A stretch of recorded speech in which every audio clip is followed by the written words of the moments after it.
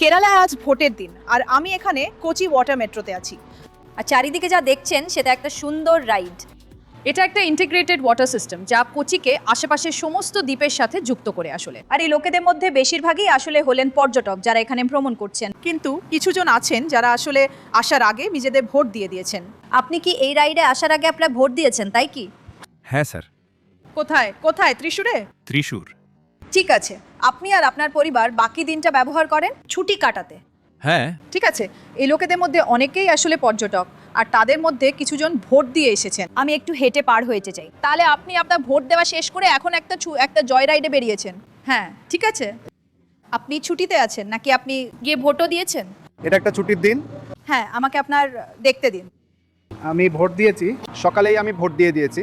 ও আচ্ছা, তাহলে সকালে ওটাই প্রথম কাজ ছিল, তাই না? হ্যাঁ হ্যাঁ। কেরালা এমনিতেও বেশ বেশ ভালো ভোট দেয়। এবার তারা আশা করছেন যে ভোটের শতাংশ বাড়বে। নিশ্চয়ই মাঝামাঝি মানে মধ্যাহ্নের মধ্যে এটা 50% বেশি ভোট। হ্যাঁ, তাই আমরা আশা করছি যে এখন আরো বেশি ভোট পড়বে। নিশ্চয়ই। ঠিক আছে, আমি আপনার কাছে আসি। আপনি ভোট দিয়েছেন, আপনি একটা জয় রাইডে আছেন, কিন্তু আপনি আপনার কর্তব্য পালন করে এসেছেন।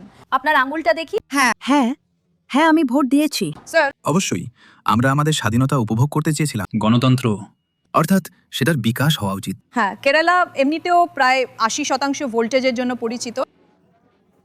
আসলে এটা কখনো 80% পার করেনি, কিন্তু এইবার এসআইআর হওয়ার কারণে নির্বাচন কমিশন যে লক্ষ্যমাত্রা নির্ধারণ করেছে তা হলো প্রায় 85% বা তার কাছাকাছি ভোটদান হওয়া উচিত। আপনার পরিবারও ভোট দিয়েছে। আমি ভোট দিই। আপনি কি একজন প্রথমবারের ভোটার?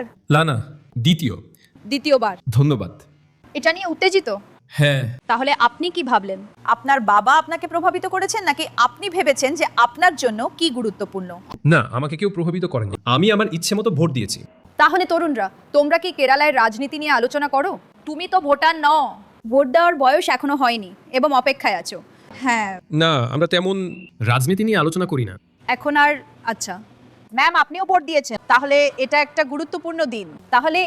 গুরুত্বপূর্ণ দিন কেরালার লোকেদের জন্য অবশ্যই। এবং নির্বাচন কমিশনের দ্বারা নির্ধারিত লক্ষ্যমাত্রা 85%-এরও বেশি, এটাই হলো লক্ষ্য এবং তারা আশা করছে যে তারা তা ছাপিয়ে যেতে সক্ষম হবে। কোচি ওয়াটার মেট্রো থেকে ক্যামেরা পার্সন পল রাজের সাথে ডিকোডারের জন্য কুমার সুধীর।